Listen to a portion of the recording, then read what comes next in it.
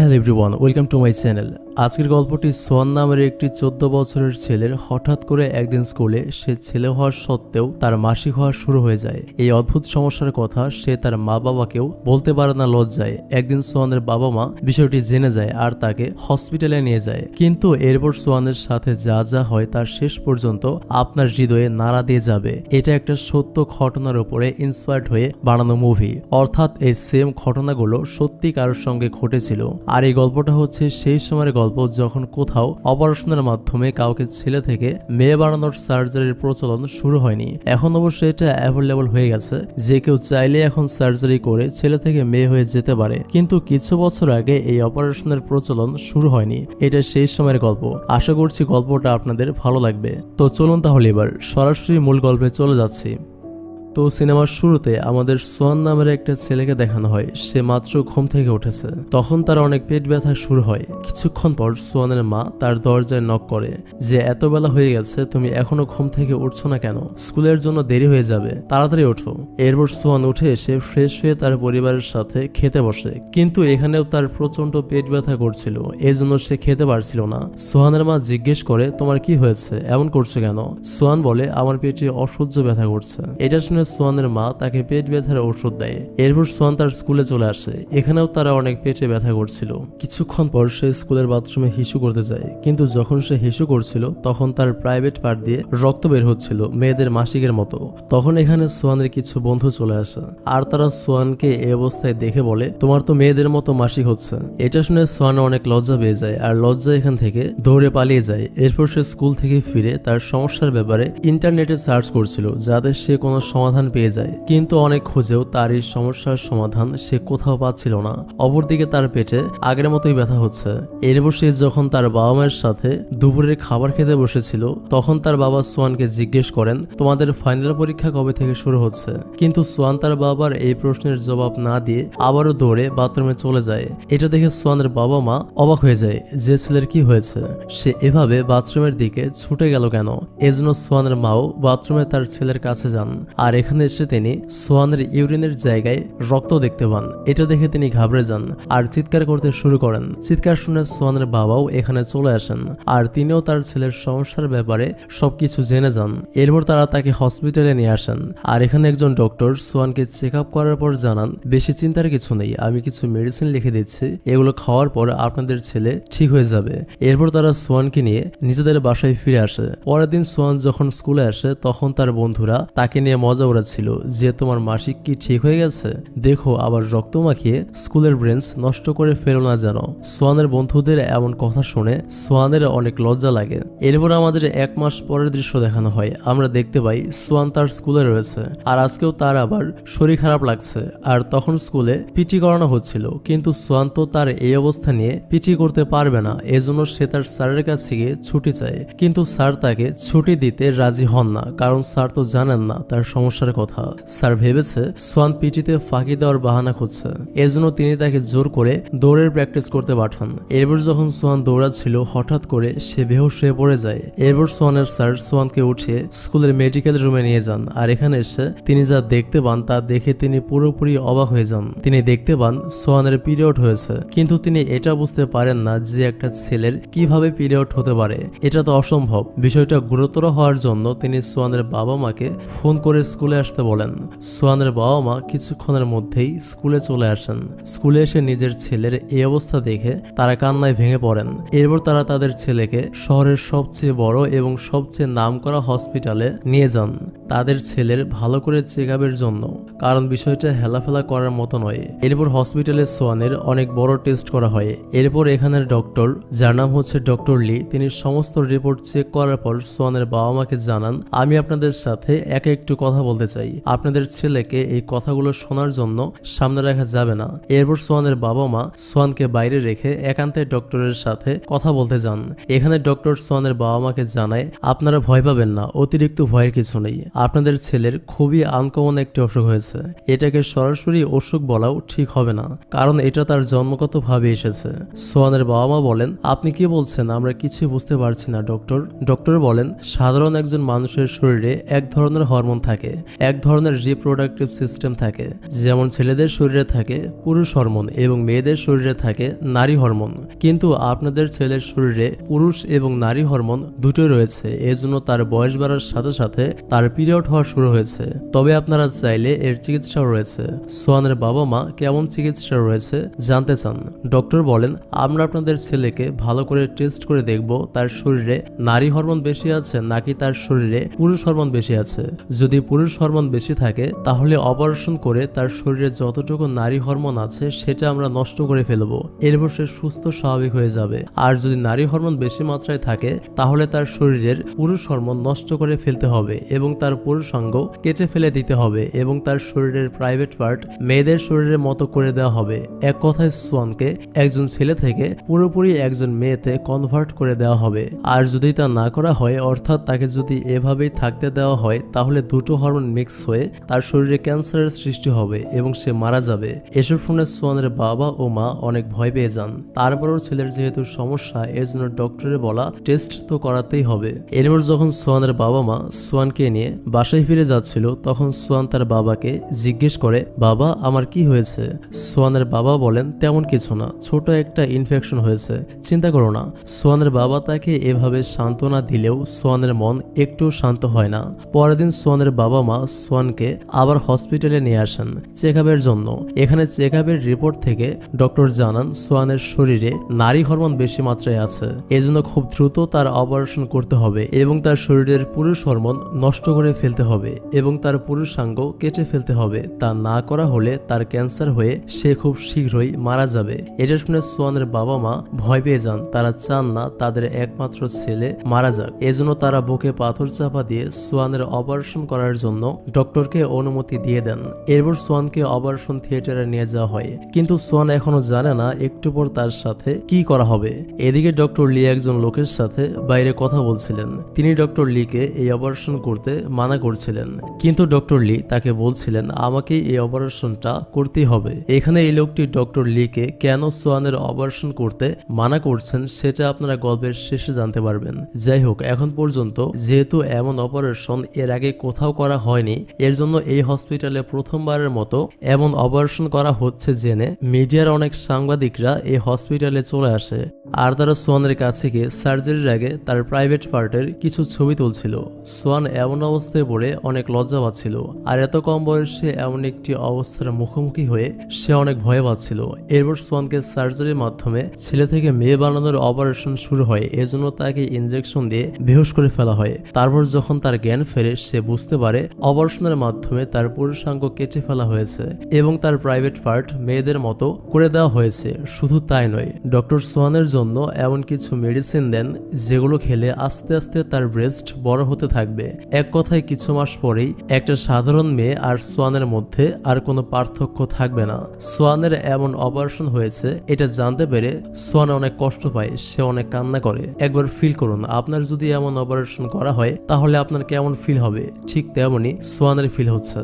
এরপর আমাদের 1 বছর পরের দৃশ্য দেখানো হয়। এখন আমাদের সোয়ানের চুল বড় হয়ে গেছে, তাকে মেয়েদের ড্রেস পরানো হয়েছে। তার পরিবারও তাকে এখন একজন মেয়ের মতোই দেখে, আর তার সোয়ান নাম চেঞ্জ করে এখন তার নতুন নাম রাখা হয়েছে সুজান, কারণ সে এখন একজন মেয়ে। তাকে সোয়ান নামে ডাকা যাবে না। আপনাদের বোঝার সুবিধার্থে আমি এখন থেকে সোয়ানকে সুজান বলেই ডাকবো। তো আজকে সুজানের জন্মদিন ছিল, এজন্য তার বাবা তার জন্মদিনের গিফট হিসেবে তার জন্য একটি পুতুল কিনে এনেছেন। সোয়ান মেয়েদের পুতুল দেখে অনেক রেগে যায়, কারণ সে বাইরে থেকে দেখতে মেয়েদের মতো হলেও এবং তার শরীরও মেয়েদের মতো হলেও তার ফিলিংস কিন্তু এখনো একটা ছেলের মতোই। এজন্য সে রেগে তার জন্মদিনের গিফটের পুতুলটি আগুন দিয়ে জ্বালিয়ে দেয়। এরপর সুজানের বাবা মা সুজানকে নিয়ে নতুন একটি শহরে চলে আসেন, কারণ আগের শহরের সবাই সুজানের ছেলে থেকে সার্জারি করে মেয়ে হওয়ার ব্যাপারটা জানে। এজন্য নতুন শহরের সবাই যেন সুজানকে একটা মেয়ে হিসেবে মেনে নেয়, এজন্য তারা তাদের শহর থেকে নতুন এই শহরে শিফট হয়েছে। এরপর সুজানকে এই শহরের একটি স্কুল স্কুলে ভর্তি করতে নিয়ে আসা হয়। তারপর দিন থেকে নতুন স্কুলে সুজনের ক্লাস শুরু হবে। পরের দিন স্কুলে যাওয়ার আগে সুজনের মা তাকে ব্রা পরতে বলেন, কিন্তু সুজনের ব্রা পরতে অনেক অস্বস্তি লাগছিল। তো এরপর সে নিজের নতুন স্কুলে চলে আসে। স্কুলে এসে দিহান নামের একটি মেয়ের পাশে সে গিয়ে বসে। এখানে এত মেয়েদের মাঝে সুজনের অনেক আনকমফোর্টেবল ফিল হচ্ছিল। পরের দিনও সে দিহান নামের মেয়েটির পাশে বসেছিল, কিন্তু হঠাৎ সে উঠে বাথরুমের দিকে দৌড়ে যেতে শুরু করে। আমরা দেখতে পাই সুজনের ব্লিডিং হচ্ছে, অর্থাৎ তার পিরিয়ড হয়েছে। এজন্য সে বাথরুমের দিকে ছুটে যাচ্ছিল, কিন্তু সে ভুল করে ছেলেদের বাথরুমে চলে যায়। তখন এখানে থাকা একটি ছেলে বলে, তুমি ছেলেদের বাথরুমে কেন এসেছো? এটা শুনে সুজেন লজ্জা পেয়ে তাড়াতাড়ি মেয়েদের বাথরুমে চলে যায়। আর এখানে এসে সে নিজের রক্ত পরিষ্কার করে তারপর নিজের কোট খুলে কোমরে জড়িয়ে ক্লাসের দিকে যাওয়া শুরু করে। এরপর যখন সে ক্লাসে আসে সে দেখে দিহান নামের মেয়েটা তার ব্রেঞ্চ পরিষ্কার করছে, মানে যে ব্রেঞ্চে তার রক্ত লেগে গিয়েছিল। তখন দিহান সুজেনকে দেখে বলে, তুমি তোমার সাথে প্যাড নিয়ে আসোনি কেন? সুজেন তখন বিষয়টা কাটানোর জন্য বলে, আসলে এটা আমার প্রথমবার ছিল। এরপর স্কুল ছুটির পর দিহান তাকে সাথে করে মার্কেটে নিয়ে যায় আর তাকে কিছু স্যানিটারি প্যাড কিনে দেয়। এরপর সে নিজের জন্য কিছু ড্রেস কেনে আর সে সুজেনকেও তার পছন্দ মতো কয়েকটা টি শার্ট কিনে দেয়। সুজেন দিহানের ব্যবহারে অনেক খুশি হয়, কারণ দিহান মেয়েটা সত্যি অনেক ভালো। পরের দিন যখন সুজেন স্কুলে আসে তখন আমরা দেখতে পাই সুজনের ব্রেঞ্চে একটা গিফট আর একটা লাভ লেটার রাখা রয়েছে, আর এগুলো রেখেছে তাদের স্কুলেরই একজন ফেমাস ছাত্র চই। এটা দেখে সবাই অবাক হয়ে যায়, কারণ চই স্কুলের কোনো মেয়েকে পাত্তা দেয় না, আর সে সুজেনকে নিজে প্রেমপত্র লিখেছে। এটা দেখে অনেক মেয়েরাই সুজেনকে জেলাস করছিল, কিন্তু সুজেনের চইয়ের প্রতি কোনো ফিল আসে না। এমনকি সে তার দেওয়া গিফটও নিজের কাছে রাখে না, সে সবকিছু অন্য মেয়েদের দিয়ে দেয়। এরপর সে স্কুল থেকে বাসায় ফিরে তার ফোনে দিহানের ছবি দেখছিল। এক পর্যায়ে সে দিহানকে মেসেজ করে তার বাসায় বেড়াতে আসার জন্য বলে। দিহানও সুজনের বাসায় আসতে রাজি হয়, এজন্য সুজনে অনেক খুশি হয়। এরপর সে তার মায়ের কাছে গিয়ে আজ সকালে ভালো কিছু রান্না করতে বলে দিহানের জন্য। সুজনের মা তখন বলে, তোমার এখন থেকে বাসার কাজ কিছু শিখতে হবে, এর মধ্যে রান্না করাটা তো অবশ্যই শিখতে হবে, যাতে তোমাকে বিয়ে দেওয়ার পর তোমার হাজবেন্ড তোমার উপরে বিরক্ত না হয়। সুজেনকে একটা ছেলের সাথে বিয়ে দেওয়া হবে, এটা শুনে সুজেন অনেক কষ্ট পায়, কারণ সে নিজেই একজন ছেলে ছিল। ফিলিংসটা আশা করি বুঝতে পারছেন। পরদিন স্কুলে সুজেন যখন ওয়াশরুমে গিয়েছিল তখন শিন নামের একটা মেয়ে এসে সুজনের ব্যাগ চেক করছিল। আসলে সে সুজনের ব্যাগে চুয়ের লেখা লাভ লেটারটা খুঁজছিল, কারণ সে ভেবেছে সুজেন হয়তো চুয়ের লাভ লেটারটা তার ব্যাগে যত্ন করে রেখে দিয়েছে। আসলে এই মেয়েটা চুইকে পছন্দ করে, এজন্য সে এমন করছে।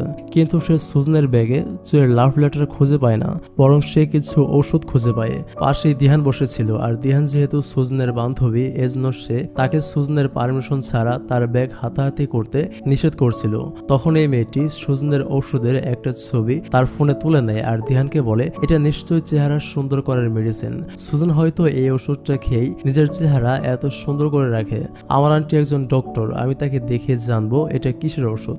এরপর স্কুল ছুটির পর দিহান প্ল্যান মতো সুজনের বাড়িতে বেড়াতে আসে। এখানে এসে সে সুজনের মায়ের সাথে দেখা করে। এরপর সে সুজনের রুমে সুজনের সাথে গল্প করতে চলে যায়। এখানে সুজনের কম্পিউটার ছিল। দিহান বলে, আমি কি তোমার কম্পিউটারে ভিডিও গেম খেলতে পারি? সুজন বলে, হ্যাঁ অবশ্যই, কেন নয়। এরপর দিহান ভিডিও গেম খেলার জন্য সুজনের কম্পিউটার চালু করে, কিন্তু কম্পিউটার চালু করলে দেখা যায় এখানে ওয়ালপেপার হিসেবে সুজনের আগের ছেলে অবস্থার ছবি সেট করা রয়েছে। এটা দেখে দিহান জিজ্ঞেস করে, এটাকে একদম তোমার মতো দেখতে। সুজন তখন বলে, এটা আমার ভাই, সে কিছুদিন আগে মারা গেছে। দিহান সুজনের এই কথাটা সহজভাবেই মেনে নেয়, কারণ ভাই বোনের চেহারায় মিল থাকতেই পারে। দিহান সুজনকে সান্ত্বনা দেয় যে তোমার ভাই মারা গেছে, তুমি এর জন্য মন খারাপ করো না। এটা বলে সে সুজনকে জোরে ধরে রেখেছিল। এরপর রাতে দিহান যখন নিজের বাসায় ছিল তখন শিন তাকে ফোন করে, মানে সেই মেয়েটা যে আজ সকালে সুজনের ব্যাগ থেকে সুজনের ওষুধের ফটো নিয়েছিল। সে দিহানকে ফোন করে বলে, আমার ডক্টর আন্টি বলেছেন ওগুলো কোনো ফেস সুন্দর করার ওষুধ না, ওগুলো হচ্ছে ডিপ্রেশনের ওষুধ। সুজনের হয়তো কোনো ডিপ্রেশন রয়েছে। এটা শুনে দিহান প্রথমে অবাক হয়ে যায়, পরে সে ভাবে কিছুদিন আগে সুজনের যেহেতু ভাই মারা গেছে এজন্যই সে হয়তো একটু ডিপ্রেশনে রয়েছে। আর এবার দিহান ঠিক করে সে এখন থেকে সুজনের আরো ভালো করে খেয়াল রাখবে, যাতে সে ডিপ্রেশনকে ভুলতে পারে। এরপর সে সুজনকে মেসেজ করে বলে, কালকে আমার জন্মদিন, তোমাকে আমার জন্মদিনে অবশ্যই আসতে হবে। আচ্ছা, আমি তোমাকে তোমার বাসা থেকে নিয়ে আসবো। আসবো, কাল স্কুল যাবে না, আমার জন্য বাসায় থাকবে। পরের দিন দিহান সুজেনকে তার বাসায় জন্মদিন সেলিব্রেট করতে নিয়ে যাচ্ছিল। বাসে করে যাওয়ার সময় একটা লোক সুজেনের সাথে নোংরামি করার চেষ্টা করছিল। সুজেন এটা তখন তার বান্ধবী দিহানকে জানায়, আর দিহান তখন এই লোকটিকে উচিত শিক্ষা দেয়। এরপর দিহান সুজেনকে তার বাড়িতে নিয়ে আসে। এখানে দিহান সুজেনের সাথে তার মায়ের পরিচয় করিয়ে দেয়, আর সুজেন দিহানের জন্মদিনে তাকে একটা ইয়ারিং গিফট করে। দিহান সেই গিফটটা অনেক পছন্দ করে, কিন্তু দিহানের মায়ের সেই গিফটটা একটুও পছন্দ হয় না। এমনকি তিনি সুজেনের দেওয়া গিফটের অপমান করেন। এরপর দিহান সুজেনকে সেখান থেকে বাইরে নিয়ে আসে, আর এখানে এসে সে সুজেনকে তার মায়ের বিষয়ে বলে যে তিনি কেন সবার সাথে এমন ব্যবহার করেন। দিহান সুজেনকে বলে, আমার মায়ের এমন ব্যবহারের জন্য আমি তোমার কাছে ক্ষমা চাচ্ছি, তুমি প্লিজ আমাকে ক্ষমা করে দাও। আসলে আমি যখন ছোট ছিলাম তখন আমার বাবার সাথে আমার মায়ের ছাড়াছাড়ি হয়ে গিয়েছিল। তারপর থেকে আমার মা অনেক ডিপ্রেস থাকতেন, আর ডিপ্রেশন কাটানোর জন্য এক পর্যায়ে উনি বাজে বাজে নেশা করা শুরু করলেন, আর আস্তে আস্তে তার ব্যবহারও অনেক খারাপ হয়ে গেল। এখন তিনি কাউকে সহ্য করতে পারেন না, সবার সাথেই এমন খারাপ ব্যবহার করেন। তুমি আমার আম্মুর ব্যবহারে কিছু মনে করো না, আর আমি যে তোমাকে আমার এই সিক্রেট জানিয়েছি সেটা তুমি কাউকে বলো না। আমি চাই না এই বিষয়টা আর কেউ জানুক, শুধুমাত্র তোমাকে আমার এই সিক্রেটটা আমি বললাম।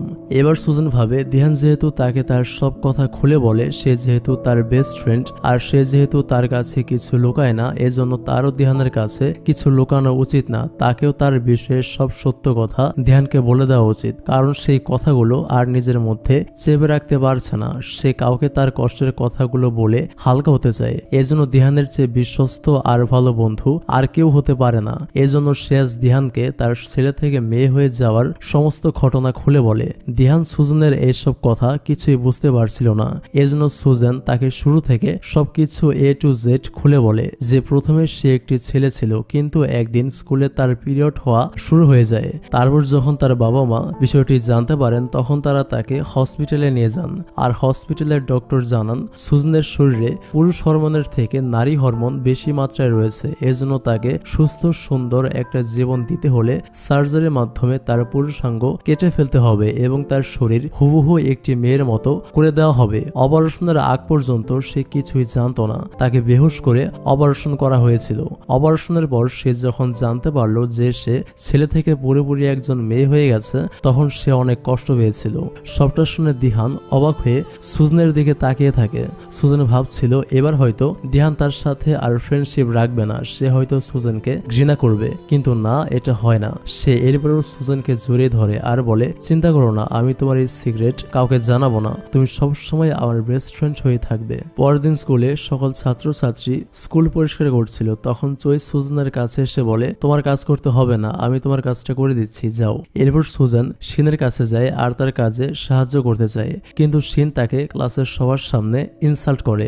আসলে সে তো চইকে পছন্দ করে, আর চই সুজেনকে পছন্দ করে, এজন্য সে সুজেনকে একদম সহ্য করতে পারে না। আর সুজেনকে অপমান করতে দেখে দিহান যে কাজটি করে সেটা হচ্ছে সে স্কুল শেষে শিনকে কিছু পার্সোনাল কথা বলার জন্য একান্তে ডাকে। এখানে সে শিনকে বলছিল, তুমি কেন সুজেনকে সহ্য করতে পারো না, সে তো তোমার কোনো ক্ষতি করেনি। শিন বলে, ওর জন্য আমার ক্রাশ চই আমার দিকে গুরুত্ব দিচ্ছে না। আসলে সুজেন চইকে টোপ দিচ্ছে তার প্রতি আরো দুর্বল করার জন্য, যাতে চই ওকে ভালোবাসে আর আমাকে গুরুত্ব না দেয়। দিহান বলে, তুমি সুজেনের সম্পর্কে না জেনে কি বলছো জানো, ওর তোমার চইয়ের উপরে কোনো ইন্টারেস্ট নেই।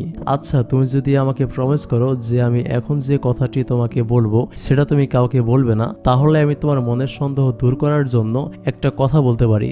এই কথা শুনে শিন বলে, আমাকে তোমার ওইরকম মেয়ে মনে হয় যে তুমি আমাকে একটা কথা বলবে সেটা আমি কাউকে বলে দেব? তুমি নির্ভয়ে আমাকে যে কোনো কিছু বলতে পারো, আমি কাউকে কিচ্ছু জানাবো না। এবার দিহান তার উপরে বিশ্বাস করে সুজেনের সিক্রেট তাকে বলে দেয় যে সুজেন আসলে কোনো মেয়ে নয়, সে আসলে একজন ছেলে ছিল, কিন্তু সে অনেক খারাপ কপাল নিয়ে জন্ম নিয়েছিল। তার শরীরে নারীদের রিপ্রোডাক্টিভ সিস্টেম বেশি ছিল, এজন্য তাকে অপারেশন করে ছেলে থেকে মেয়ে বানিয়ে দেওয়া হয়েছে, কিন্তু এটা সে এখনো মানতে পারেনি। এজন্যই সে সব সময় ডিপ্রেস থাকে। এজন্য আমাদের উচিত ওর ভালো করে খেয়াল রাখা, ওকে কষ্ট দেওয়া, ইনসাল্ট করা, এগুলো করা আমাদের ঠিক না শিন। ওকে আমাদের মানসিকভাবে সাপোর্ট করা উচিত। তো এরপর দিন যখন সুজেন স্কুলে আসে তখন স্কুলের সবাই তার দিকে অবাক হয়ে তাকিয়েছিল। সুজেন এসবের কিছুই বুঝতে পারে না যে কেন সবাই তার দিকে অবাক হয়ে তাকাচ্ছে। এরপর সে ক্লাসে এসে দেখতে পায় দিহান একা বসে বসে কাঁদছে।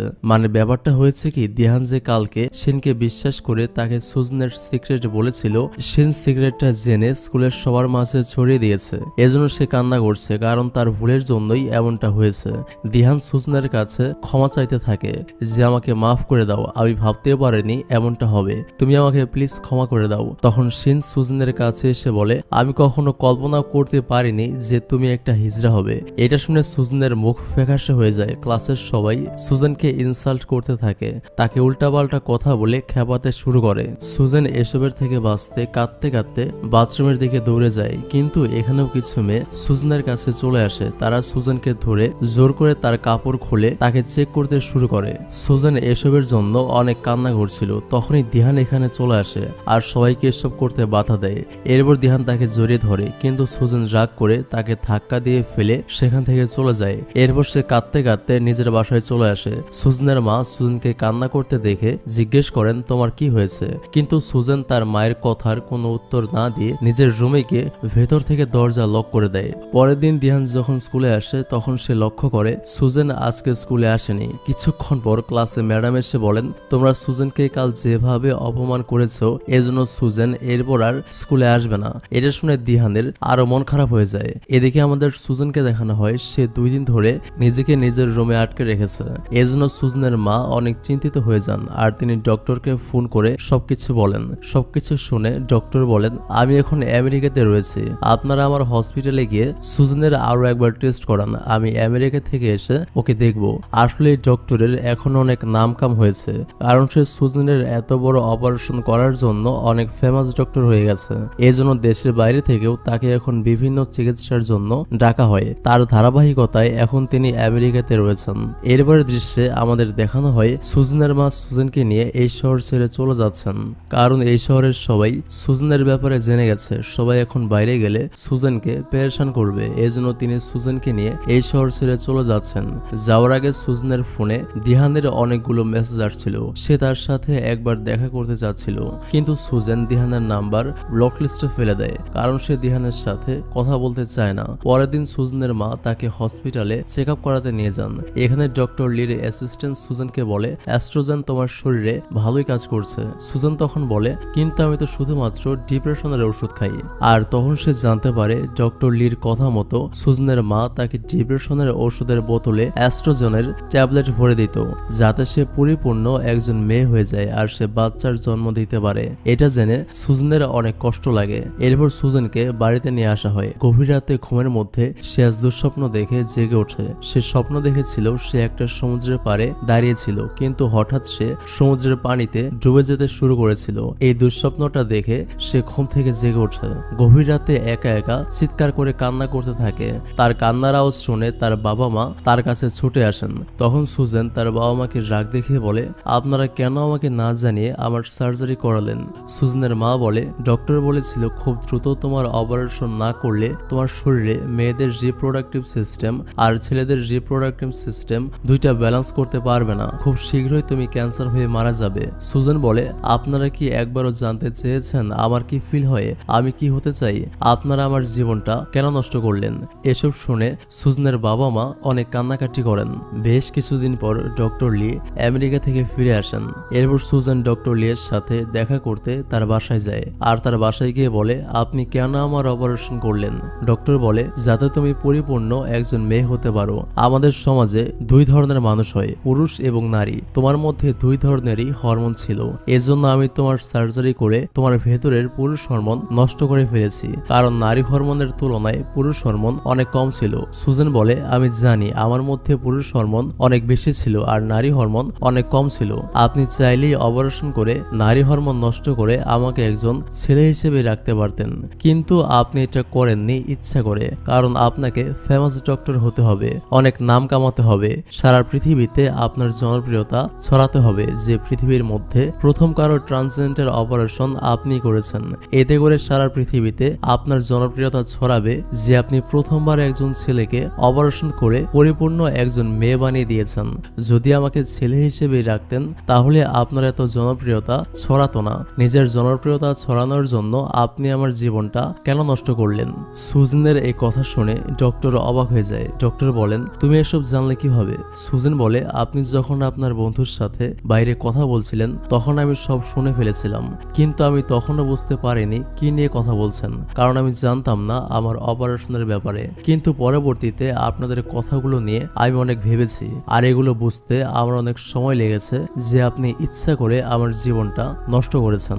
আপনাদের নিশ্চয়ই মনে আছে, সুজনের অপারেশনের আগে ডক্টর লির বন্ধু তাকে এই অপারেশন করতে মানা করছিলেন, কিন্তু এরপরেও এই ডক্টর ফেমাস হওয়ার লোভে সুজনের জীবনটা নষ্ট করেছে। সুজন এরপর বলে, আপনি জনপ্রিয়তা পাওয়ার জন্য আমার জীবন নষ্ট করেছেন, আমিও আপনাকে ভালো থাকতে দিব না, আমিও আপনার জীবনটা নষ্ট করে দিব। এরপর সুজন সেখান থেকে নিজের বাড়িতে চলে আসে আর নিজের রুমে গিয়ে দরজা আটকে দেয়। এরপর সে অনেক সুন্দর করে মেয়েদের মতো সাজে, সারা ঘরে মেয়েদের পারফিউম ছড়িয়ে দেয়। এরপর সে ডান্স করতে শুরু করে। পরিচালক এখানেই সিনেমাটি শেষ করেছেন, কিন্তু বাস্তবে যেটা হয়েছিল সেটা হচ্ছে, বাস্তবে সুজেন এরপর সুইসাইড করেছিল, আর সুইসাইড করার আগে সে তার সমস্ত কষ্টের কথা একটা ডায়েরিতে লিখে রেখে গিয়েছিল। পরবর্তীতে এই ডক্টরের আইন অনুযায়ী সাজা হয়েছিল সুজনের লেখা ডায়েরিটার জন্য। তবে অপরাধীর সাজা হলেই কি নিষ্পাপ একটা জীবন ফিরিয়ে দেওয়া সম্ভব? একটা পরিবারের কাছে তাদের সন্তানকে ফিরিয়ে দেওয়া সম্ভব? সুজনের সাথে যা যা হয়েছে সবকিছুর জন্য দায়ী এই ডক্টর।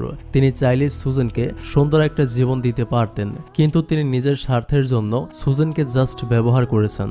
মানুষ ডক্টরের কাছে বাঁচার জন্য যায়, ডক্টরের যে কোনো কথা মনে প্রাণে বিশ্বাস করে। আমরা যখন অসুস্থ হয়ে পড়ি তখন আমরা ডক্টরের কাছে যাই, ডক্টর যেভাবে যে টেস্ট করতে বলেন সেভাবে সেই টেস্ট করি। পৃথিবীতে বাবা মায়ের পরে আমরা সবচেয়ে বেশি বিশ্বাস করি একজন ডক্টরকে। অসুখ হলে আমরা পয়েন্ট বাই পয়েন্ট ডক্টরের কথায় চলি, কিন্তু অনেক ক্ষেত্রে অনেক ডক্টর রোগীর ভালোর চাইতে নিজের স্বার্থটাকেই বেশি গুরুত্ব দেন। যেমন আমাদের বাংলাদেশেও অনেক সময় ডক্টররা সাধারণ অসুখের অনেক রোগীকেও বলেন অমুক টেস্ট করতে হবে, তমুক টেস্ট করতে হবে, তা না করলে বাঁচবেন না, হাবিজাবি। এগুলো ভয় দেখে অনেক ধরনের টেস্ট করতে বলেন। আসলে অনেক সময় কিন্তু ভয়ের তেমন কিছুই থাকে না, তবু অনেক ডক্টররা এইসব করতে বলেন টাকা খাওয়ার ধান্দায়, নিজের স্বার্থে। এগুলোর জন্য রোগীরা অনেক সময় সুস্থ হওয়ার চাইতে অসুস্থ হয় বেশি, কিছু ডক্টরের স্বার্থ হাসিলের চক্করে। আমি সব ডক্টরদের ইঙ্গিত করে কথাটা মোটেও বলছি না। এমন অনেক ডক্টর এখনো আছেন যারা গরিব রোগীদের ফ্রি চিকিৎসা করেন, এমনকি নিজের টাকায় ওষুধ পর্যন্ত কিনে দেন। তাদের প্রতি মন থেকে সম্মান ও ভালোবাসা থাকবে। তাদের প্রতি সম্মান ও ভালোবাসা জানিয়ে আজকের ভিডিওটি এখানে শেষ করছি। থ্যাংক ইউ সো মাচ ভিডিওটা দেখার জন্য। Take love and please wait for next video. আল্লাহ হাফেজ।